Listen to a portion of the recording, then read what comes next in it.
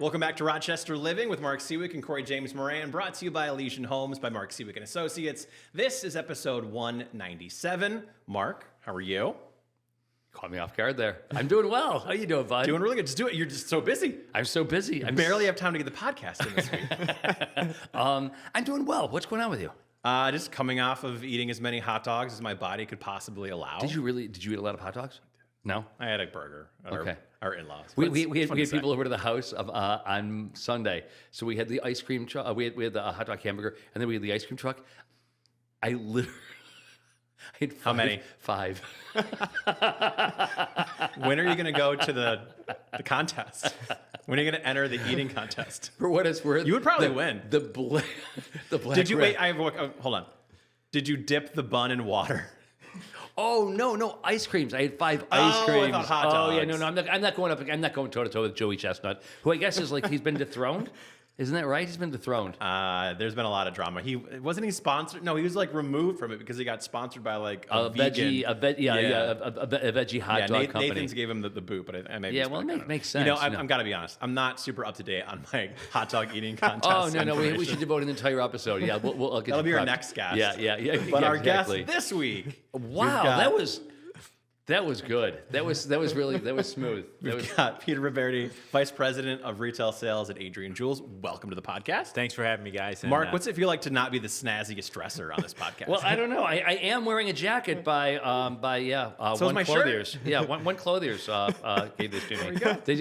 There we go. There we go. Nice. I had to represent, No, I obviously. mean, listen, it takes a lot to make me look good.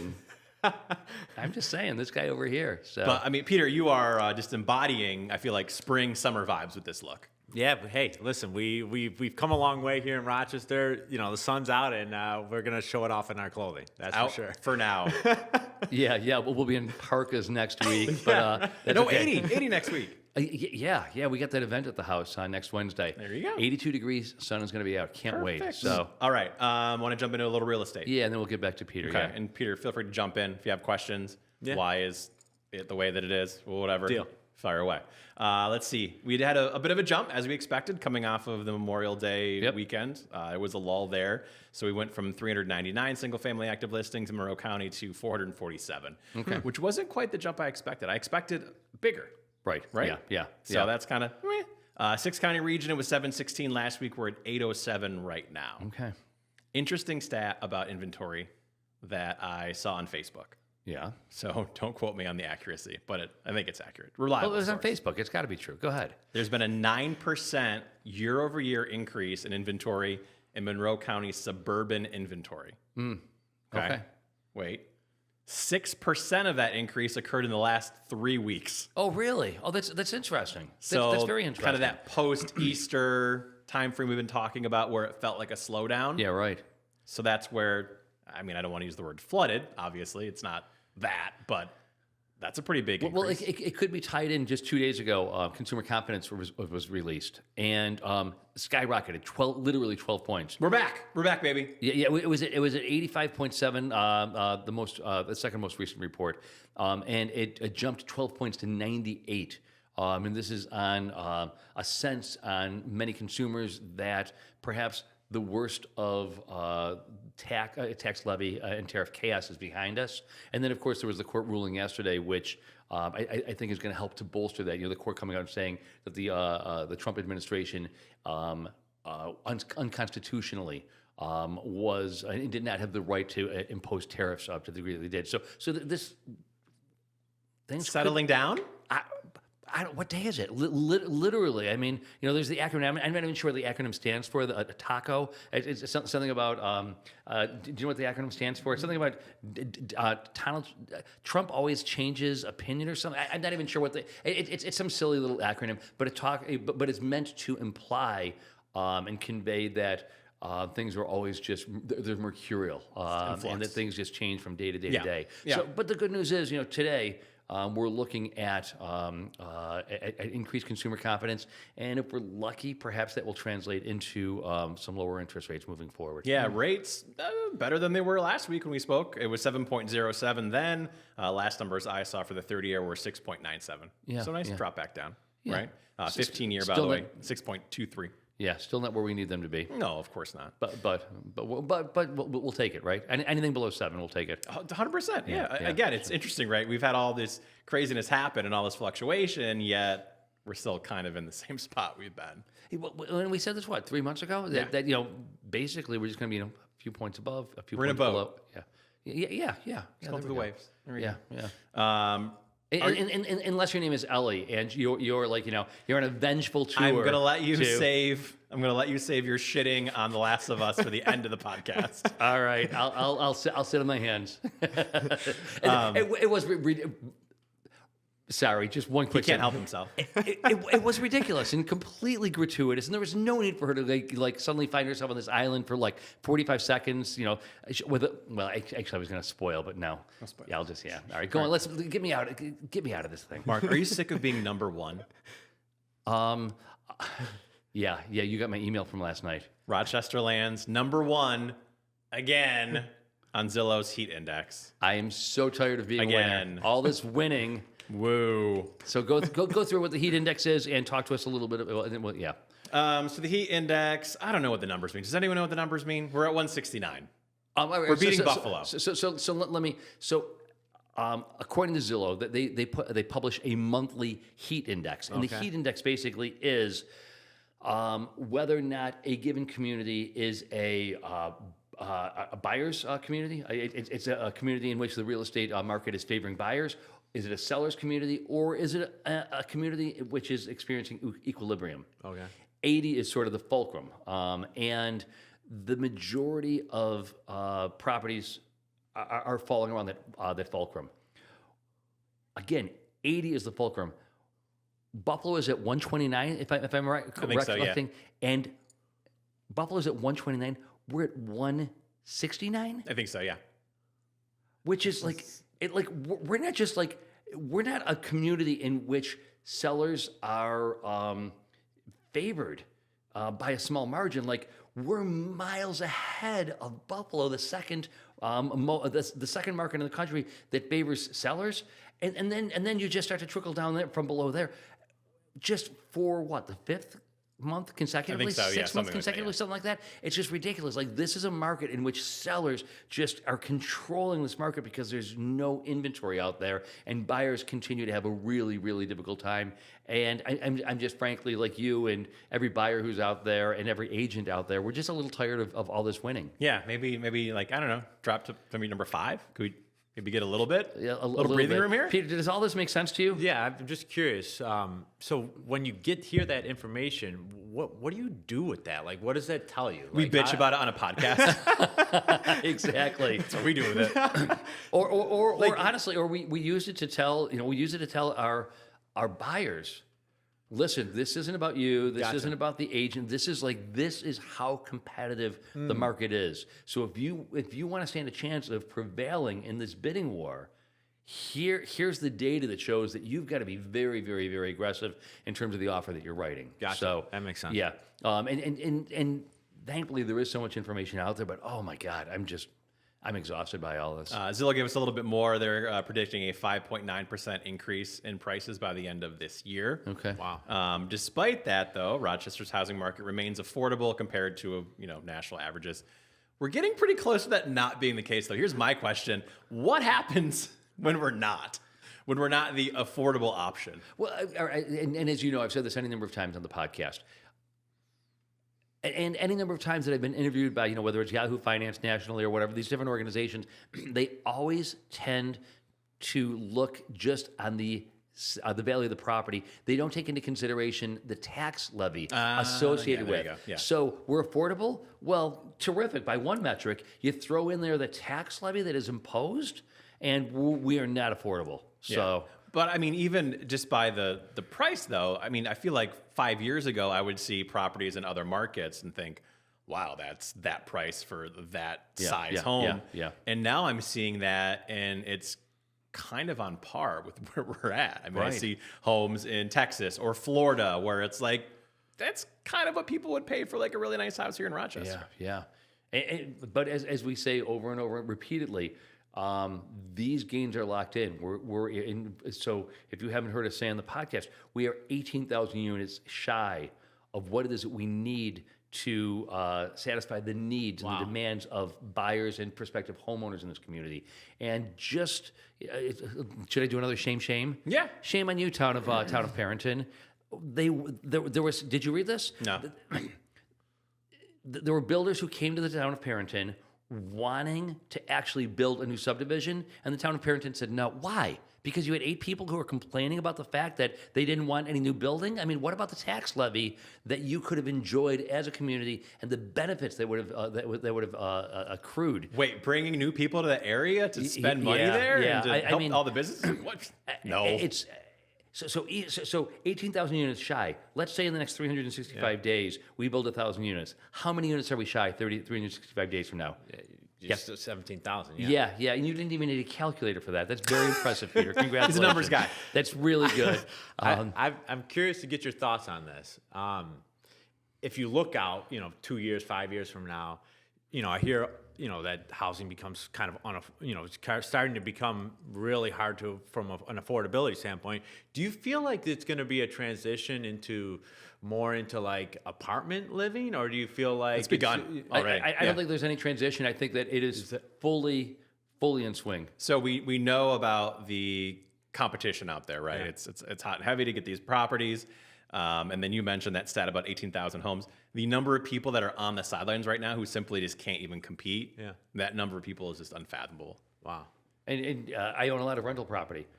We put a house on an apartment on the market as available for rent. Yeah.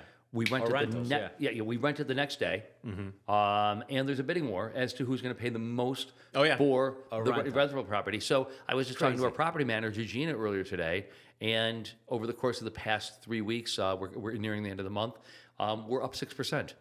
In terms of the rent that we were charging last year versus what it is we're charging this year. 6%. That's pretty hefty. Yeah. So there was a rental I heard of a couple of weeks ago where the person that won it paid more than what they were asking for it per month, like an extra couple $100 a month, which isn't nothing. And they paid an entire year's worth up front, and they signed a multiple year lease. That's what I'm talking about. That's what I'm talking about. Multiple year lease. Gina, are you listening? These are the kind of tenants that I want. Yeah. But then you think of that trickle down, right? So now you're stuck in the rental loop. Not shaming you, Mark. Good for you. You did a great job. But you're stuck in the rental loop now. Yeah. And you can't afford a house. No, listen, I do very, very, very well with and you know how I feel about this generation of young men and women who are trying to buy, who can't buy because interest rates are so high, because property values have gone up 65%, because they're saddled with $85,000 worth of student loan debt. I mean, it is crazy. It's a lost generation. It's very, very, very sad. So I'm telling my kids to start saving now. Yeah. No, he's 6. So maybe he'll have a chance. Yeah. Mark, what else you got? You shamed Parenton. Can I shame really quick? Please, we're all about shaming. Middlesex Planning Board. Oh. What's your problem? We've got a client. Yeah. They purchased a property 2 years ago, 2 or 3 years ago now. And the plan was to knock the property down because it wasn't in the nicest condition. Okay. But it had a very prominent spot on Canandaigua Lake, right? She wanted to build hers. Mm-hmm. Well, it's been over a year battling with the planning board. 3 different trips she's had to fly in from across the country. You're kidding me. To go to the planning board. And she's given them everything they need. She has the architect, she has the builder, she's given them everything. And every time she shows up for a meeting, they have a new bone to pick. And basically they're blocking her from building this house. Wow. And what are the reasons they're giving? Do you know? I did not get into the nitty-gritty of exactly why, but you would think that maybe if they saw everything, reviewed it, had issues, had those issues clarified, and remedied, that they would be good to go. Sure. But that is not the case. This is a board comprised of men and women who are bullied as children? It sounds like yeah. Specifically, Case Sminnick, I think is his name. Boo. He's the head of the planning board. Boo, Case, boo. Yeah. All right.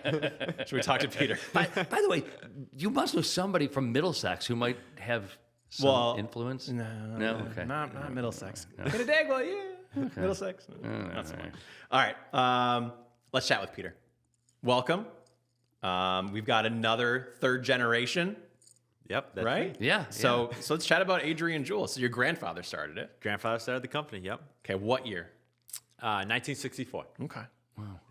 Okay. And where was it located at that point in time? So, so my grandfather started the company with his partner Julius, and yeah, he started right in Irondequoit. So, he started in his basement technically, but we've been on Ridge Road in the factory for 50 years now, So that's where they're actually doing all the piecework. making the garments. Is that the phrase piecework? Yeah, piecework. Yeah, that's it. Yeah. Yeah. You've done your homework.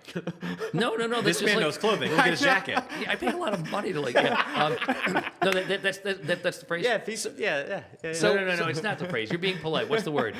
Yeah, no, we call it garments, piecework. Yeah. Okay, all right. So what's the story? Is this kind of like when somebody brews beer at home and it's really good and their friends tell them you should definitely open a brewery? Was your grandfather just like making shirts and jackets for everyone? Like, you should actually turn this into a business. Well, actually, he was handpicked. He was handpicked by Hickey Freeman to actually run the factory here in Rochester. The Hickey Freeman factory. yeah, Really? so, yeah. Where was he coming from? Sorry, to interrupt. Milan, outside city outside of Milan. Yeah. So brought in by Hickey Freeman to run the factory at like 22 years old. No, Yeah. really? Yeah. So he was there for 3 or 4 years, and I mean he was one of the youngest tailors, in the factory, and he's just, you think about it, you're walking into this place and you got all these older tailors, and it's not as easy as you think to be accepted. And he said, you know what, Do my own thing. Do my own thing. Yeah. So he started the company in his basement. Yeah. So, That's he would make the garments all during the day, and then he would drive to Detroit and deliver them. That's how he got his start, was in Detroit. All right. So it starts in his basement. Yeah. And Julius. So he was in the business for like 2 or 3 months, and then he got sick, and he got out of the business. And my grandfather couldn't afford to change the name. Julius was in the Jules. business. Yeah, so Okay. Adrian Jules. So my grandfather's name was Adriano. So that's how the name came. And he couldn't afford to change the name, so he kept the name, and that here kinda we caught are, on, and now 60 plus years later. That's so. Has the clientele? Well, so certainly Rochester has changed enormously, and it's a testament to you as a company that in this day and age where we've lost so much, so many art galleries and so many restaurants and so many great department stores, it's a testament to you and your company and your family that this continues. How has the clientele changed through the years? Oh, that's a great question. So, my grandfather built it all on private label, which is basically when I was saying he went to Detroit, he would go to Detroit and deliver the clothing to department stores, to custom clothing shops in Detroit that wouldn't necessarily say Adrian Jules on it. It would say Detroit's Custom Clothing or Sure, whatever yeah, it might yeah. be. So that was the business for 20 plus years. Then my dad started the retail business, which is what you see here in Rochester. You come into our showroom and we help individual clients. And how old was your father when he started in the business? Was he literally, and I ask this very seriously, was he like in a high chair with like a thimble and like in a sweat? No, because like you just get that sense. No, he actually, his only other job was a paper boy. So all right, so there we go. Yeah, so that's all. That's all he knew. He Wow. grew up in the business. Yeah, same with myself too. yeah.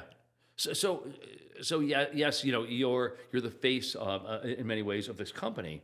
But if I were to throw a bunch of fabric at you, would you be able to like create something? I mean, do you have that skill set yourself, or are your skills do you have other skill sets? Yeah, that's a great question.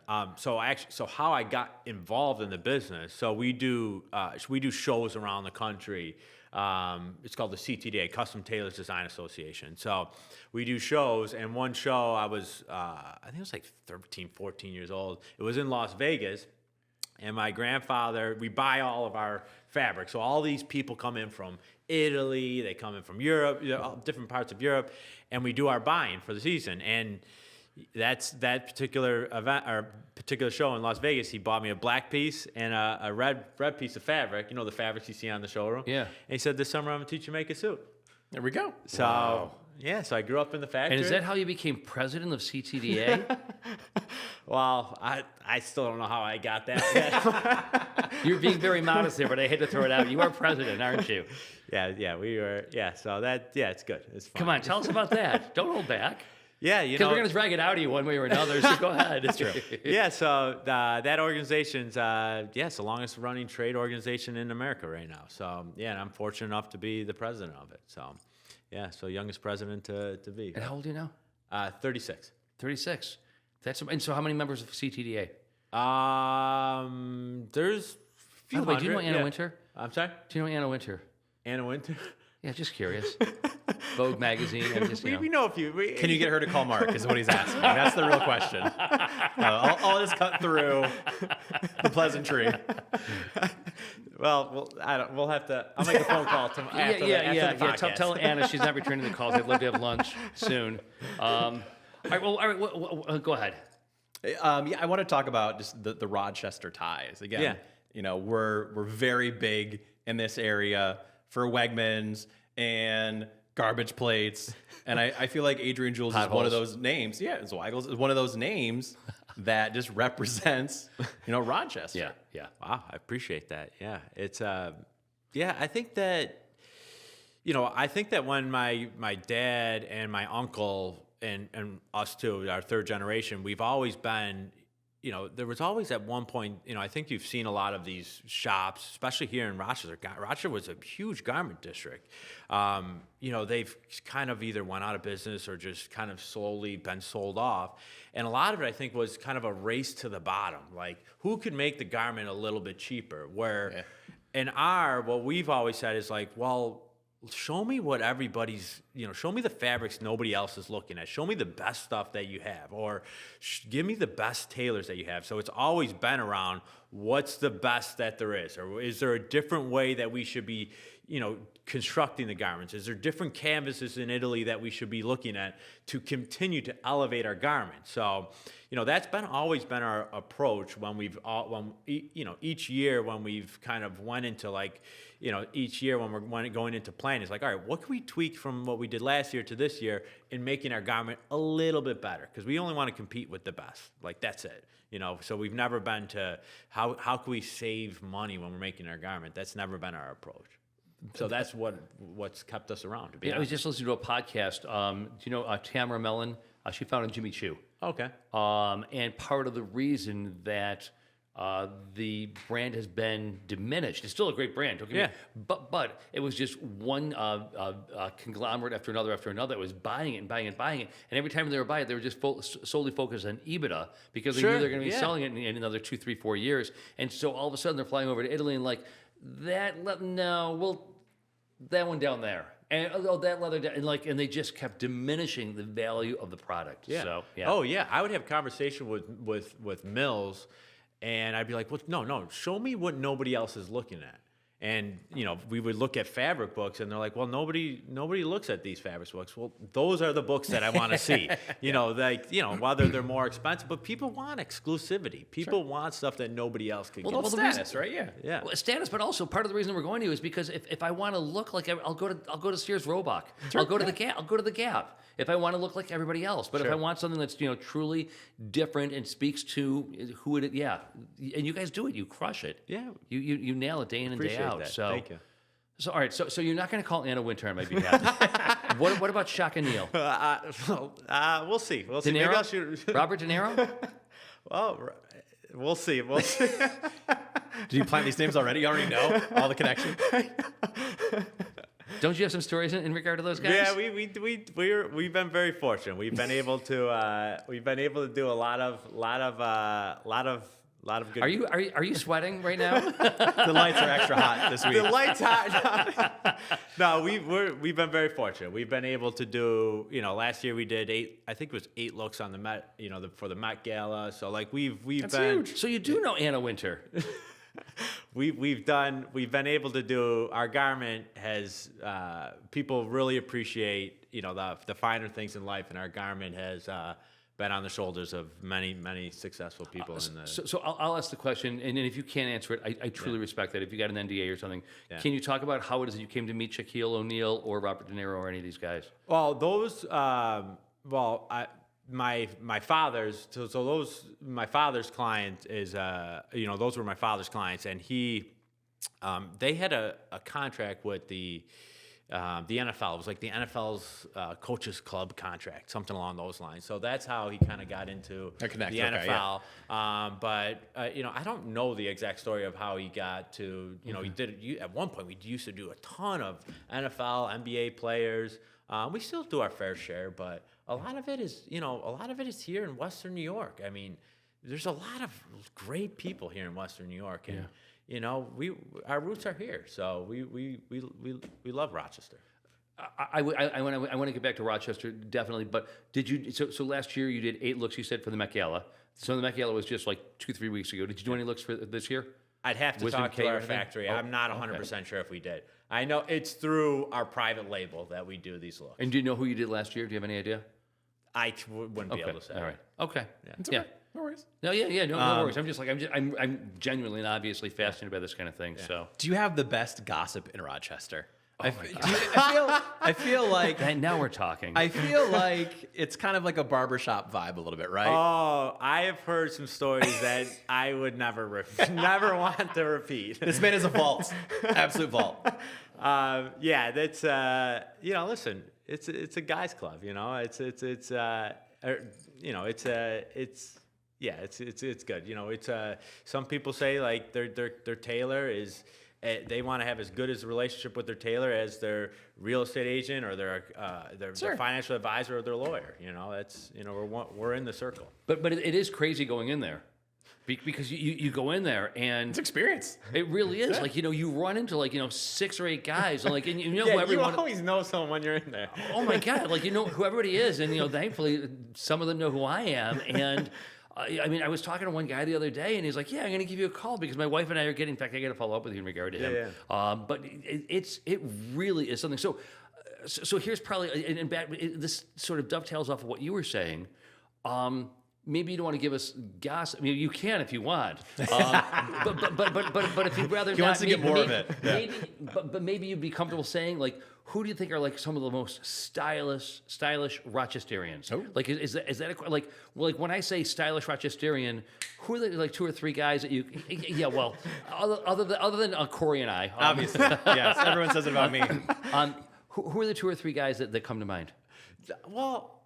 That's a great question, and I think that's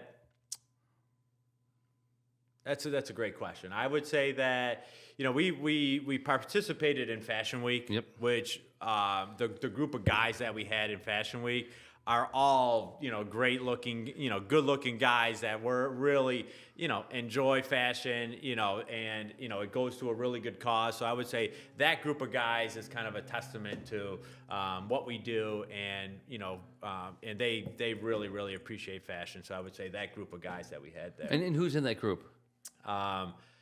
Okay, we had guys like Nick Mancuso. Nick, I love Nick. Was he wearing gym shorts? No, he had a great jacket. He had a great jacket on. Yeah. I mean, it's public knowledge. So I guess I could say some of the guys' names. So Nick was in there. Ian Wilson was in there. He's a great, he's a great dresser. Noah McDonald's a great dresser. Doug Henny was in there. Nick Fisher was in there. There was a bunch of guys. I feel bad if I'm missing a bunch of guys. They're all great. They're all great. Yeah, they're all really, really good dressers. Is Doug? Is he a member of Midtown? Yeah. Okay, so I haven't been to Midtown in 5 or 6 years. I don't really know Doug, but I'm telling you, that guy would work out, and he would then go into the locker room. He would shower, change, and it was as if he was walking the carpet or the runway for Fashion Week, he would come out like that whole area from the locker room to the front door. It's runway. It was his runway. Like, he owned it, because that guy is, from my perspective, the most fashionable Rochesterian. That guy, like, Alex, if we can find some photos of him, like, you would. I think he won it one year too. I think they put out a thing. So yeah, there's probably stuff online. He's like he like that. I mean, he for me is, that's how I would like to dress. You know, I think of, like, if I could dress like anybody, I would dress like Pharrell. Like, you know, he to me, like, that's like real fashion. But of course, you know, hey, I'm 60. The Arby's hat. Yeah, exactly. You can pull it out, Mark. Vivian Westwood, actually. Next week on the podcast. Yeah. I'll pull out my Vivian Westwood. Yeah, Arby's hat. Yeah. But he, to me, is sort of a Rochester version of Pharrell, but with a more business-like sensibility about it. Like, yeah. Yeah, I think, listen, everybody that walks through the showroom has a very unique look, and they have different needs. You know, everybody's different. You know, we've got some clients that all they do is buy navy blue suits. You know, navy blue suits, white shirt, navy blue tie. You know, and we've got clients that dress a little bit more aggressive, and everything in between. You know, everyone's needs and wants and their lifestyle is a little bit different. And we kind of just make sure we ask the right questions and find out what's important to them and fulfill those needs. What's one of the most aggressive requests that you've had? Oh, aggressive in terms of, like, They're really pushing the boundaries. I mean, I know, like, when we do stuff, like, I would say push the boundaries where, like, we would get, like, I know all the factory dreads whenever right before the Super Bowl. Okay. Because whatever teams, like, so there's teams that there's 2 weeks to make the garments. So, like, after the last games, to get into the Super Bowl, then we get the orders on Monday. So we got to make the garments in, like, 5 working days or something like that. So I would say that's definitely the biggest, like, request and highest, like, stress level. If that makes Okay, sense. but I think what Corey's asking is, you've got one guy who comes in and he says, I want rhinestones and feathers, and, like, I think that's what you're asking, right? Like, what's the craziest, like, most outlandish sort of, like... It made me rephrase this way. It made you think to yourself, are you sure? By the way, Corey's the nice one, so he'll always rephrase things. Let's think. Could I put a pin in that? Yeah. By the end of the show, I'll think of a. We'll come back around. I'll have a good one, because we've done some pretty bold stuff where I'm like. And my father-in-law has done like half of them, probably. Yeah. Do you know his father-in-law? Yeah, we've done some pretty aggressive stuff where they've teetered the line where I'm like, I don't know if we should do this or not. Well, all right, so there's a corollary to that. What are some? We'll start today, and then we'll work backwards. What is a fashion trend that is playing out today for men that you can't wait for it to go away? Oh, that I can't wait for it to You're go. just like, okay, I can't wait for this to end. I would say, I would really like, right now you're seeing a lot of, plain front pants, or even jacket and jeans, which I like, but there's something about a gentleman in, like, a nice pair of trousers that fits him really well, a single pleat, a nice pair of dress shoes, and a sport coat. Like, that's just such a elegant, classic look. Like, I just, for me, like, I'm almost can't wait for, kind of this flat front pants to kind of go away, and then getting back to that single pleat. I don't have it on today, but my most recent trousers are all kind of single pleat, a little bit high waisted, no belt in it. But you're talking like a Cary Grant kind of like look. That's you just like that really, really traditional sort of like 1950s sensibility. I love that. Yeah, look. yeah, it really is. He could certainly pull it off. All right, so you're interested in guys like me, and my uniform is like a pair of jeans and like a nice jacket. You're sort of anxious for that to go away and for sort of like more of a classic look to Well, I mean, listen, I love this. I love the jeans. I mean, I love your look. I mean, I wear this look all the time too. You know, I think it's a great look. But I would say that I think that, fashion is a circle. So at some point, I think it's you look at Italy, like right now, they're going back towards like fuller pants. I've seen some of this, yeah. Oh yeah. And I think that it's going to naturally hit us. So I love that look. I love that look. I'm seeing look. 3 pleats. Oh yeah. Yeah. I'm seeing like Kendrick Lamar at the Super Bowl. He had the flared bottoms. But I'm not. I'm not sure if I like that. But definitely like fuller, and whether it's the waist, whether it's the pant leg. Yeah. But Kendrick Lamar's. By the way, I think I'm finally going. You found someone? I think Duffy Palmer. Yeah. You begged. Well, yeah, I did. But it turns out that it's at the Rogers Center, and there's a hotel connected to the Rogers Center. There we so go. I'm going to pay a ridiculous amount of money for the tickets to go and see Kendrick Lamar, and then Duffy has permission, like, after the first, 45 seconds, 2 minutes, he can just, take off, go to the hotel bar, and, wait for me to arrive. Yeah, so anyway, sorry to segue, but I'm this is late-breaking news. I've been dying to know. Yeah. He's been talking about it for the past 6 literally months? 3 months. Yeah. Minimum. Yeah. What are you gonna wear to that? Ooh, triple I don't pleat. Triple know. pleat. Don't ask for my advice. I don't know. I was going to talk. I need a pair of super flared jeans. And you got 2 weeks to make them for me. Could when he goes, could we get a picture of that? Yes, 100%. Absolutely. I'll just wear a pair of jeans and a t-shirt. Yeah. Anyway, I know you got questions, but I'd love to just go back. So, Yeah. going backwards, how has fashion for men evolved from your perspective? And you choose your time frame, whether it's the past decade, the past 2 decades, the past 3. How has it evolved? Because it certainly has evolved from my perspective, very, very, very quickly. From say the formality of the Reagan '80s, you had to have a tie, Sure. it had to be very, very buttoned up and very Wall Street, to where we are today, where you go to a funeral and there are people in jeans and t-shirts. Yeah, right. So go ahead. Yeah, I mean, so I think that I think we're seeing a transition. I especially as kind of these times of over the past first quarter, even into the second quarter, there's been a lot of volatility in terms of the market, and I think times like this, people kind of go back to their roots, and I think that people A comfort thing?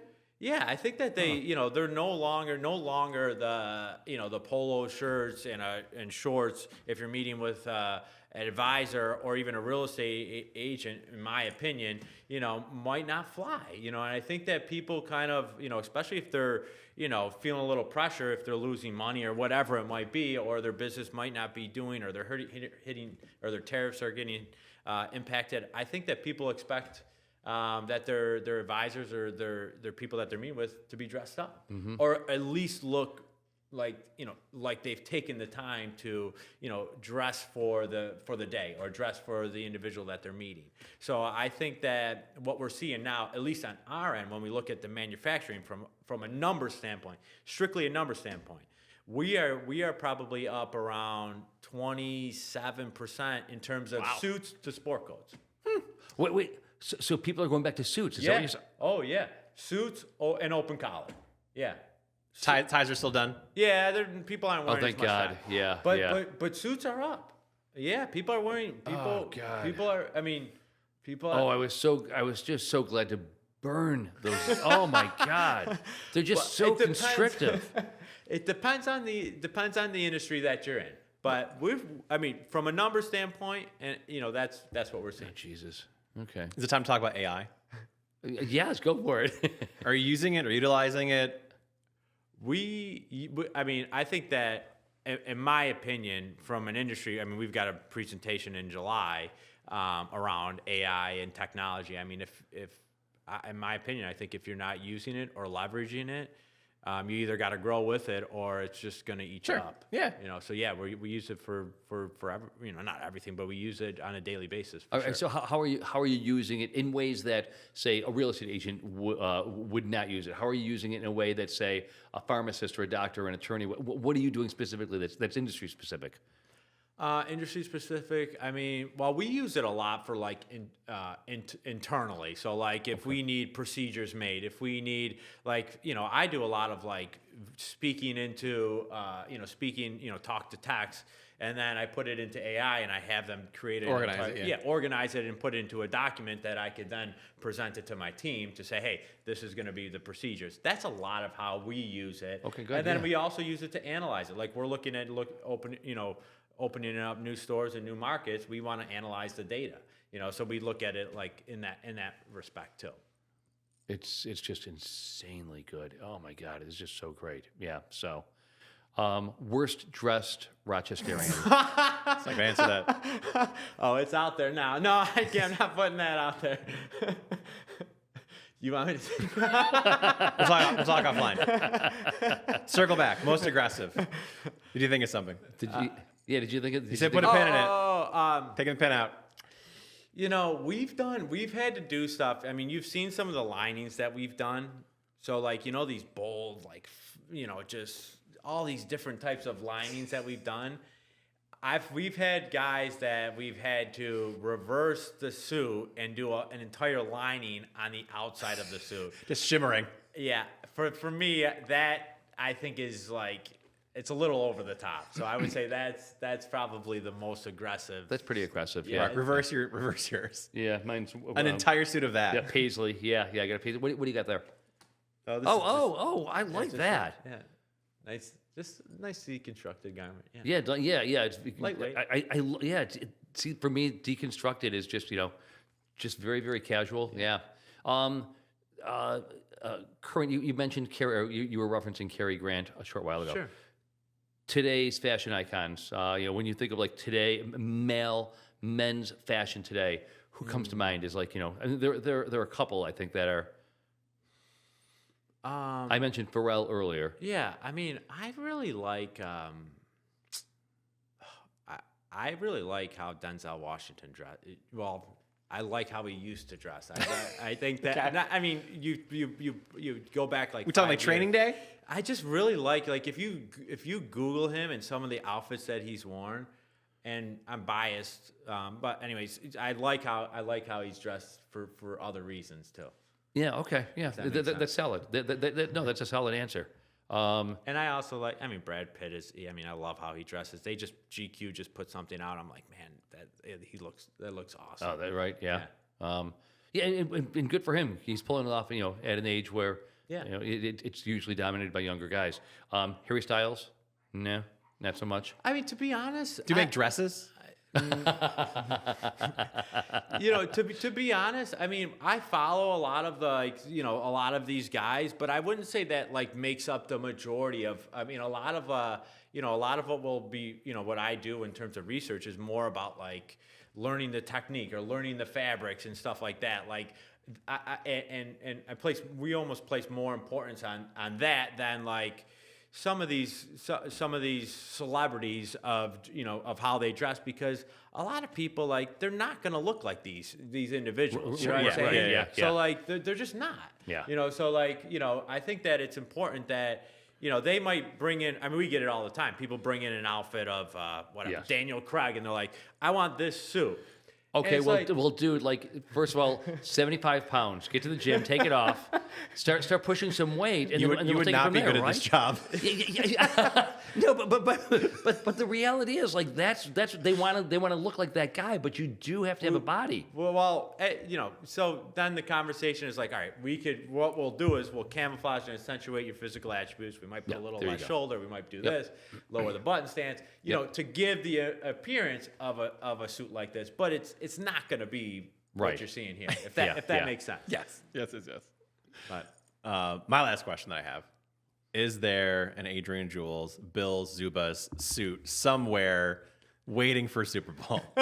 Has it been done? What we've done, actually, a really cool garment we did was we did Zumbas on the inside liner of the jacket. Love it. And then we had an artist hand paint this jacket that had it was a Bills themed jacket on the outside. Then we auctioned it off, and the money went to a charity. But That's it awesome. it was live. So it was in a gala. I'm sorry, a charity event, and she did it in person. Oh, that's amazing. So it was a really cool jacket. Imagine And, the pressure. Was Mark. that for Golisano? It was. No? We might have to do one for the Golisano event, but no, it was an event in Buffalo. Okay. Oh, okay. Got it. Yeah, Got so- it. Are you doing anything on Sunday? This upcoming Sunday? Yeah. Are you doing anything for the wedding? Josh and Haley? No. No, No, I'm sorry. just- no, I just- no, we're not. doing anything. I had to ask because you do a lot of the bills. So No, I had no, to ask. All we're right. not doing anything for it. Very no. good. Where are they getting married? I have no What idea. I don't follow the bills that much, to be honest. Mark wants all the info. Yeah, all the info. What else you got for us, bud? Anything? That's all I got for now. Okay. Anything else for you? So I learned so much. This was really great. Thank you so much for being here. Really appreciate Yeah, it. it's awesome. Thank you. You got anything you want to tell us about in terms of local How about culture? some Rochester sports? I know nothing about Rochester sports. Tell me what's going on. The Rochester Americans concluded their playoff run. Bravo. Bravo! They Yay. didn't win the Calder Cup, but they came close. So that's positive news. That's great. And then That's in great. other Rochester sports news, Oak Hill Country Club ranked number 21 number 21 in the country. yes, according to Golf Digest magazine. There you go. Yeah, my subscription, my monthly subscription Mark, arrived. I've got a great video idea. I know that you love to do videos. Yeah. Get on the course and play around and videotape it. Oh my God, I'm having dinner with Ron in a few weeks. Please. Your shoulder is fine now. I don't think it would physically damage you. You know that I've never ever picked up a club. Yeah, I do. That's why I'm saying you should I do it. literally wouldn't that It be would be like hilarious. Yeah, I mean, talk about a duffer. I mean, like, man. Yeah, so that probably won't be happening. Okay. But let's go back to 21 in the country. That's no small feat. I mean, like No, yeah. Maidstone, like the heralded club in the Hamptons, that ended up at like number 55 or something. I mean, like, Wow, yeah. Oak Hill is such a phenomenal club. The course itself, and I know nothing about, but it's just described in these beatific terms. And Well, the PGA Championship elevated that course. it really did. It highlighted, and I can't wait for the club to reopen in a short while. But that is really that is something for Rochester to be very, very proud of. Yeah. And we talk about all the time. There's these things in Rochester that you just wouldn't expect for a city of our size, and throw Oak Hill into the mix as one of those things. I completely agree. Absolutely. You want to talk about Do you want to shit on The Last of Us Ellie? now? Yeah. No, you can do it for me. Go ahead. Season finale was okay. It sets up for season 3. No real spoilers there. Did you watch The Last of Us? No. No. Okay. What do you watch? What do you watch? For TV? Yeah. Oh, I don't know. Nothing. Skip the question. Clearly, It's reality TV. He's embarrassed. Oh, come on, you do? Yeah. No, Love After Lockup. It's your favorite show, isn't it? We're watching right now. My son's 3 years old, so we're watching A lot of Bluey. He's on a dinosaur kick, so There we're we go. watching every single dinosaur movie there is. Oh, There that's we go. awesome. Seriously, like that's fantastic. Yeah, it's perfect. That's great. Is he going into the business? He's Well, been what's at the your coach? showroom How many every suits day. has he made? Well, we've made a few shirts for him. We made a few suits. Yeah, the cost per wear is definitely high, but Yeah. There we go. Yep. You mean one? I know, right? Yeah, no, he's on a dino kick. We'll see. Now, hopefully, maybe we'll see what next week brings. Maybe we'll be watching cars. I don't know. Yeah. He's at that age. That's awesome. So you know nothing about and dads and moms as they're raising kids. They really don't have time for popular culture. no, yeah. No, none at all. Well, pardon me for one moment because I just need to turn to Corey to say, thanks for wasting like at least 7-8 hours of my life. I drew you back into it. Yeah, you told me you got to watch it. It's so good. It was when I told you it was doing really well. I was doing okay. I mean, The second I'm like, episode of that season was pretty phenomenal. yeah, and then you're like, oh, I really love Ellie. She's just so nice. Never and said that. She's Putting words in my mouth. she's really softening up, and you're going to see glimmers of hope. Come episode 4.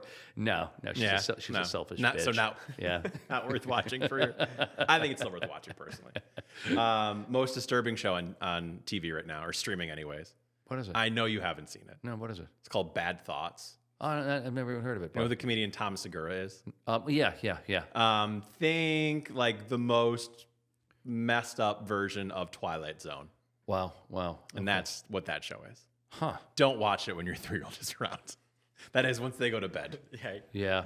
So you watched and no? It's yeah. I mean it's dark. Yeah. All right. So thank you for that. For recommending that I not watch that. If you Seriously. do though, I want Duffy to film your reactions. No, it's not going to happen. You're not doing any of my ideas. I've had the golf idea. I've had this idea shot down. No, we did start the Pee Wee Herman documentary, 2 parts, each that an good? hour and a Okay. half. It was interesting. It was definitely interesting. Really kind of as insane and as crazy as you would think. You know, off camera. Yeah. Is this all about like the Pee Wee years, not like the blow years? It leads up from like his childhood through.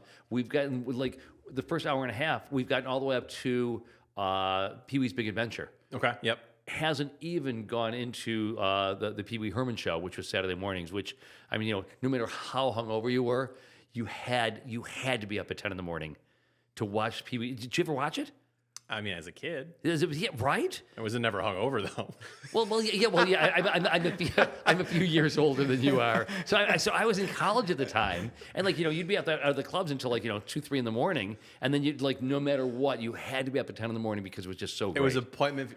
Really? Oh my god, yeah. I didn't think it was must-see geared television. towards college kids. Oh my god, it was must-see television. It was really. Really? Oh my god, yes, loved it. Yeah. Huh. Yeah, the whole thing. Yeah, just great. Okay. So, anyway, All right. Well, anything there you else for us? No, I think we're good. All right, Peter. Thanks so much for joining Thank us. you, guys. Really, Thank you so really much. appreciate it. Awesome. Thank you. Yeah, indeed, awesome. Continue to do all the great work you're doing. You should be very, very proud of everything that you're doing there and how it is you're making Rochester just a better looking community. We're really thrilled. One garment at a time. One There we government, go. that's great. All right, we're gonna turn the cameras off, but we're gonna leave the lights on because Mark's gonna grill you once the cameras are off. Oh, there about we all go. the gossip. That's There we needed. go. No. So thanks for watching. Thanks for listening. We'll talk to you again next time.